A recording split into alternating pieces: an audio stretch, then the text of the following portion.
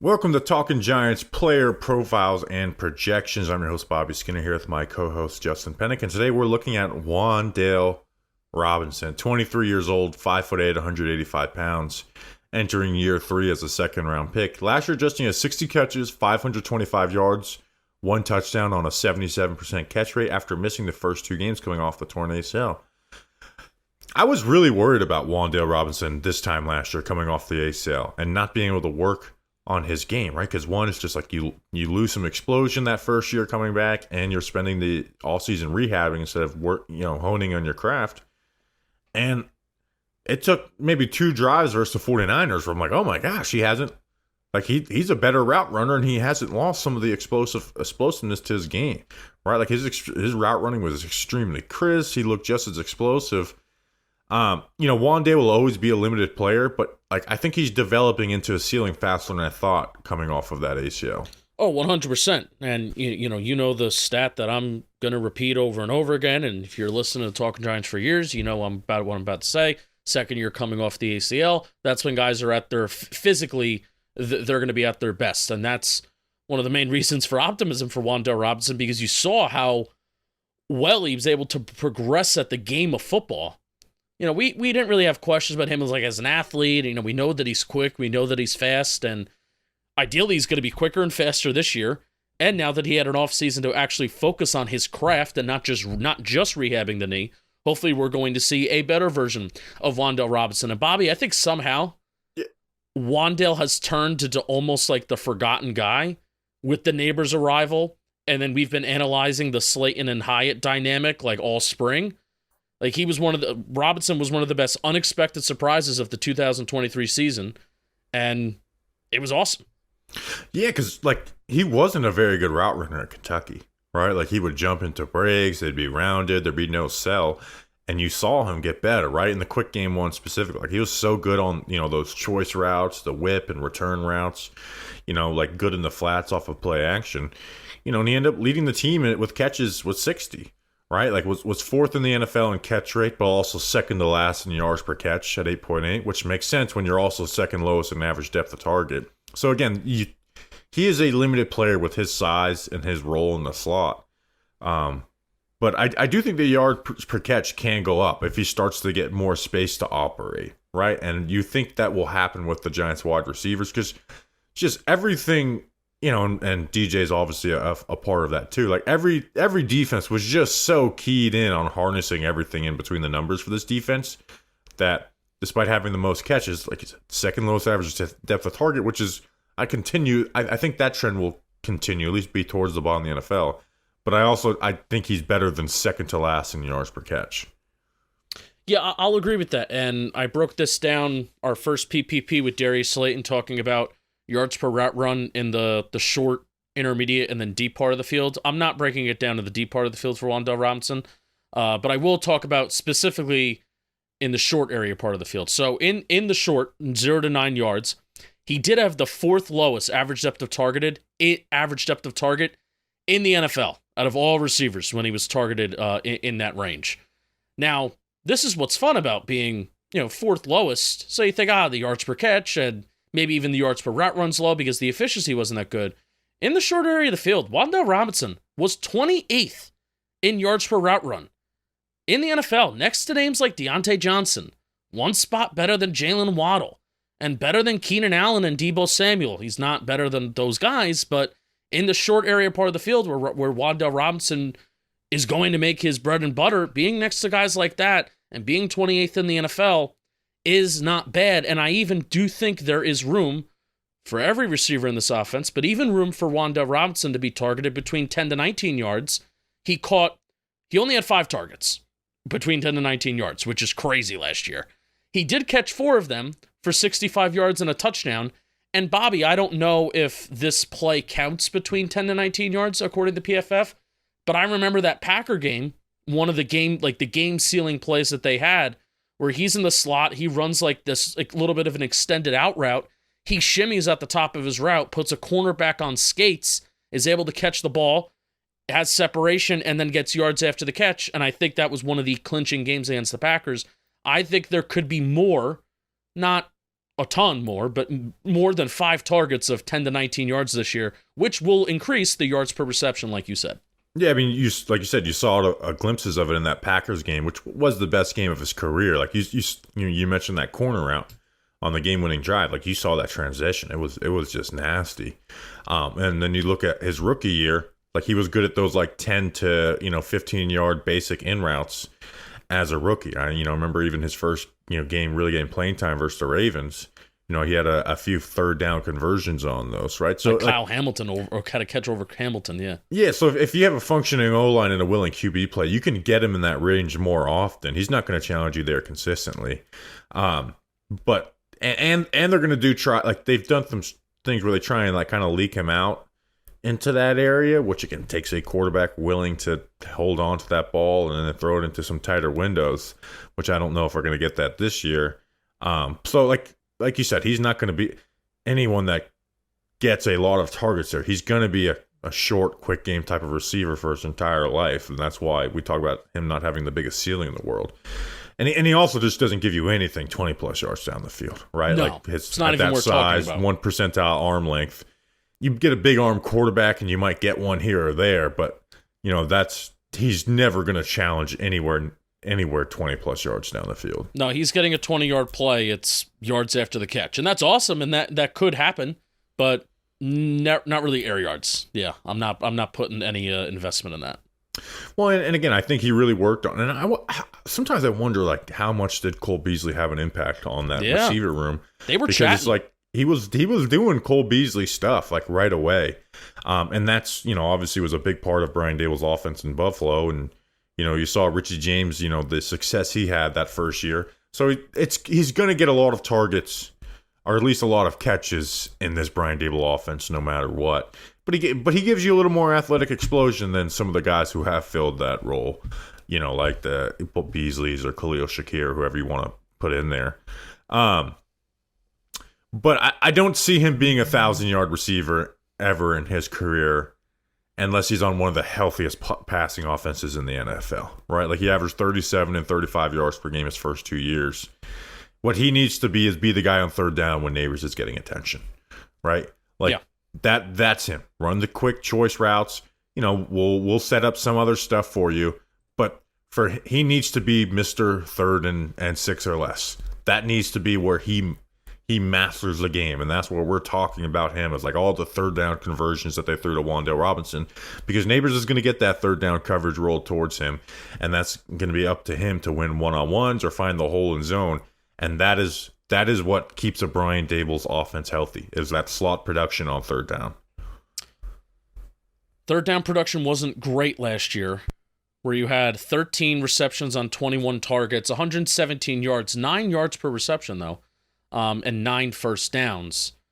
Like my brain goes to Wan'Dale Robinson on early downs instead of hey, gone are the days of Saquon Barkley, where if we want to throw the damn ball more, Wan'Dale Robinson is a huge part of that on first down, and that's exactly what the stats say. Where he had 28 receptions, 33 targets, 264 yards, like double what he had on second down. And you're also going to have a lot more first downs than any other down in the NFL too. Right. 9.4 yards per reception and 12 first downs and an 84.8 catch percentage. But the overall numbers of catch percentage, first downs, yards per reception, all that was better on first downs. And that is where I think of like Wan'Dale Robinson. And he could be on third down, like hey, Steve Smith, get open, man. But I think of like first down, a little bit of a gadget piece. Give me 5-6 yards to make it a successful play, and try and avoid third down. Where do you think he ranks in yards on the Giants this season? Where do I think he ranks in yards on the Giants this year, Bobby Skinner? Where did he rank last year? Let's start there. I believe 3rd after Slayton and Waller. I'll pull that up right now, but I'm pretty sure it's 3rd. He was 3rd. He was first in catches, though. Yep, he was first in catches. I think Neighbors is going to have more. I think he's going to be 3rd again, because I think Neighbors and Slayton are going to have more. I don't think Theo Johnson's going to challenge it. I don't think Jalen Hyatt's going to get there, so I think he's going to be 3rd again. Oh, well, Hyatt had 373 last year. I mean, he only had, Wan'Dale had 150 more yards than than Jalen Hyatt last year. And think about how sparingly Jalen Hyatt was targeted. I think he'll be third again. I do too. I think I would put Neighbors and Slayton ahead of him, but I think he's close to the fourth and second though, because I would agree with that. Yeah. But that slot piece is going to be huge. It's going to be less about yards and more about catches and first downs, right? Like how are you moving the chains? Because when you look at Cole Beasley, I think he had 100 catches one year for Brian Dable, and I don't think he ever had 1,000 yards in a season. But you talk about like the health of that offense, and he was a big part of that. So that's the role for Wan'Dale Robinson. Anything else on Wan'Dale? Yeah, I want to include that there was a graphic at one point that was circling around and analytics stuff that Wan'Dale Robinson at one point was one of the best wide receivers in the NFL, getting separation in single man coverage last year. He had 0.7 yards after the catch over expectation, which with a healthier Wan'Dale Robinson, fully healed up from the ACL, that should hopefully improve this year. Bobby, if we have like three guys that are over that 1.0 plus 1.0 yards after the catch over expectation, Neighbors we think can do it. Slayton did it last year, and Wan'Dale was getting there. That's pretty damn fun. Like I wish we got to see more results with some yak plays. We get it in glimpses, but they just have to happen more, because I think we have the guys to get it there. And then also what was really interesting last year is that Wan'Dale, I think he had maybe more yards per rushing attempt than he did yards per reception. There was one rushing touchdown that he reached 20 miles per hour on the run. And I think he could be even a little bit of a weapon with those jet sweeps too. Yeah, and they use that bash concept with him. I think he had that big run versus the Packers on it. All right, that's Wan'Dale Robinson. All right, let's talk about Nick McCloud now. And I put Nick McCloud early because I wanted to be able to spend some time watching Nick McCloud film, because I think he's probably the player that I just watch the least on a week in, week out basis for the New York Giants. But he's 6'1", 193 pounds, 26 years old, was claimed off the waivers by the Giants from the Bills in 2022. He played 28% of the snaps in the Giants in 2023 with 3 starts, including the final 2 starts. I think McCloud's a nice guy to have on your team. He does bring them special teams value. I think he plays the run really well. We'll get all to it. But I just hope he's not in a position where he's starting at corner for the Giants, right? And, in 3 starts for the Giants last year, which was 155 snaps, gave up 12 catches on 15 targets. That's 80%, 125 yards, a touchdown, and an interception. And 14 relief games, which was almost the exact same amount of snaps, 2 more snaps. 3 catches on 7 targets, 42%, so half the targets, half the completion rate, and then a quarter of the catches, 27 yards, a fifth of the yards, 0 touchdowns, and 1 interception. But I did watch the games where he started, Justin. So there's different sections of McCloud, the good, the bad. But he's someone that coaches love. Like, they tried to play him at safety last year, and it looked really bad in camp, and they moved him back to corner eventually. But, like, he's just like the ultimate doesn't really have a position, so he's going to be a backup in a lot of spots type of guy. You want to know why I think coaches love him? I don't think he makes glaring mistakes. That's why I think coaches love him, and I think that's exactly why he's going to be... I think he should be starting at CB2 for the Giants this year, and even if he doesn't start at CB2 early on, because they want to get Flott a shot, which Flott deserves a shot, Nick McCloud will be starting CB2 at some point this year. I hope they're not in that spot, because, when I watched Nick McCloud, one, the issue is he plays with too much cushion, but he kind of has to, right? Like, go watch all the DBs the Giants had play last year. He is just doesn't move at the same speed as those other guys. He's just not a fluid mover at all, and he plays like it, right? He just lacks overall agility. Looks like he's on his heels, and that's the way he plays. He plays off, he plays safe, right? So he doesn't give up the big catch. But you look at those starts, he gave up 80% of the targets that went his way, and he just doesn't have the burst to click and close from off coverage either, right? So it's not like, hey, he plays from off, but he closes in. He doesn't do that. He just plays very hesitant with that cushion. There's other areas in coverage I like, but I don't think he's someone you're going to put in those situations a ton, specifically, press man coverage. And And that's why, again, I don't think he should be starting at corner, but he's a solid backup to have because he's going to go out there. He plays with a good football IQ. He's not going to make mistakes. He's going to keep everything underneath him. But as a starter, if he's a full-time starter, he's the ultimate, hey, we're going at early and often at this guy. Something that I did find, and good on you for doing the start, getting the splits between his starts and then also the times where he was in relief. But I counted all of it because I think it's significant for the overall story of Nick McCloud, where even ideally Nick McCloud is a relief player, and I think he's a very good relief player. And among cornerbacks that qualified, so Nick McCloud did not have a lot of snaps last year, but he was enough to qualify for 20% of X amount of snaps. I think maybe like 600, 800 something on PFF. McCloud was the leader on the Giants in snaps per target, and was 23rd in the NFL, close to guys like Kendall Fuller and Marshawn Lattimore. No, he is not Kendall Fuller or Marshawn Lattimore, but I think it gives a little context of snaps per target. That number's high.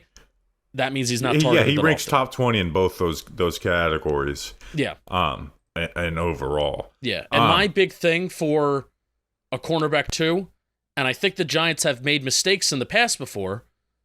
Isaac Yiadom, I don't think they should have ever let him go. They traded Eddie Jackson away from him, who never did he even play a regular. Did he play a regular season game? Josh Jackson, excuse me. Eddie Jackson would have been sick. Yeah, Eddie Jackson would have been sick. Exactly, Josh Jackson, forgettable. Did he even play a game for the Giants after Isaac Yiadom started a whole season at CB2? It's like hey, we're gonna our secondary's bad, so we just need to patch somebody in here, right? They let Fabian Moreau go, and Fabian Moreau went on to start for at least 1 or 2 seasons with the Broncos. Still a player in the NFL that is still floating around. But still, like they let him go. It's been 1 year since. So I hope that Nick McCloud's a guy that sticks around and they don't take for granted. And what I asked out of these CB2s for that we're kind of just plugging in here and we're patching in here is don't make any glaring mistakes. Don't allow these big plays. And McCloud does exactly that. When are you watching a Giants game and looking at your TV screen saying, damn, Nick McCloud just allowed that play and that really fucking hurt us?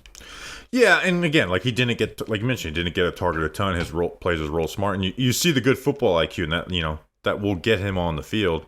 You saw the interception he had on Terry McLaurin, right? Like he's going to stay on top of the receiver, and you saw it on that play on that post. But again, I just think if he's in a full-time role, he's going to play off, and he's just not a good mover, right? And you even see that with the way he misses tackles. After the catch, a third of his yards allowed were off of yak. He's just a bad open field tackler. But the good parts of his game is the reasons why coaches love him, right? You put him in man coverage, he's really physical. Like he really gets those 32-inch arms on guys and disrupts them through that 5-yard grace period. Sometimes a little past that. I think he got a penalty versus the Rams for that. Now he can get killed by quick transitions at the top of route, but he can really get physical on guys, and he's a really good run defender taking on blocks, right? I watched the games he started, which included the Rams, which includes 2 of the best blocking receivers in Cooper Kupp and Puka Nacua. He did a really good job taking on those guys and getting off of blocks. He reaches for the ball and had 3 forced fumbles, 3 fumble recoveries, including one on A.J. Brown at the end of the year. So like he plays the run really well, and I think that's why they hey, let's try this guy at safety last season. Which I don't know if let's try him at nickel corner or wherever.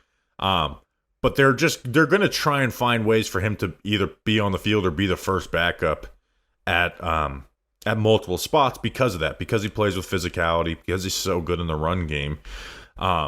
It's just, I hope he's never in a full-time starting role because he's someone that offensively I would target. All right, you're going to play that way, 5-yard hitch, 5-yard in, 5-yard out until you finally get a little aggressive and I'm throwing over you because he's not the best athlete to run with the guys. Yeah, that's fair. That's fair, but until that happens, hasn't happened yet. I would just take Flott to start over him. I know Flott makes mistakes, but there's going to be less responsibility on the outside compared to nickel, at least mentally. And it's just it's hard to put a guy who struggles to move that way as a starting corner on a team.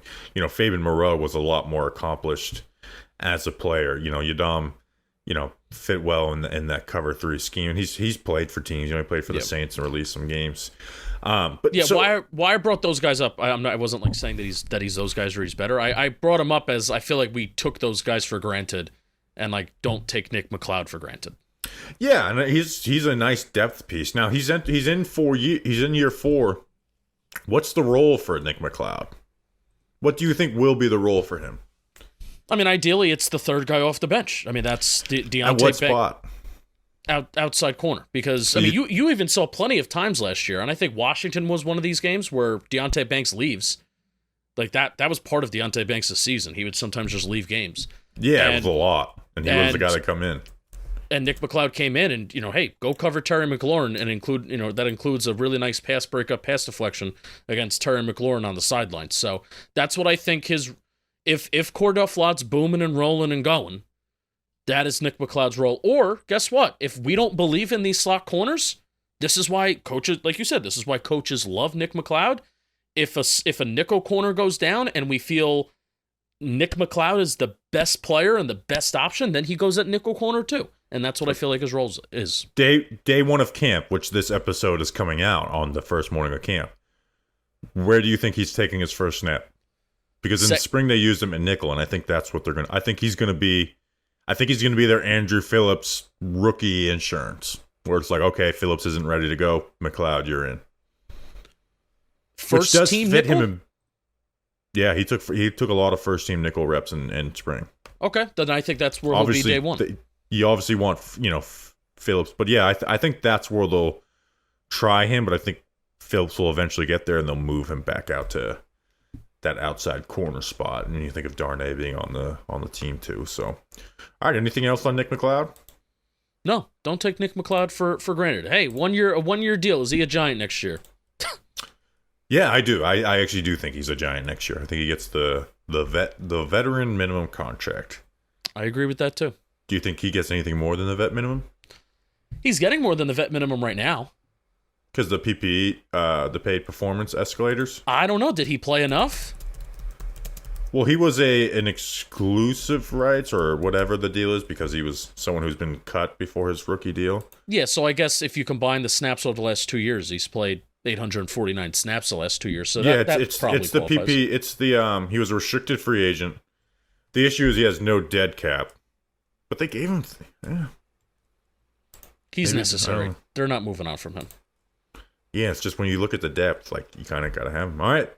That's Nick McCloud, and that was a PPP. We will see you tomorrow. We appreciate you very much. We'll see you then. Until then, let's go Big Blue.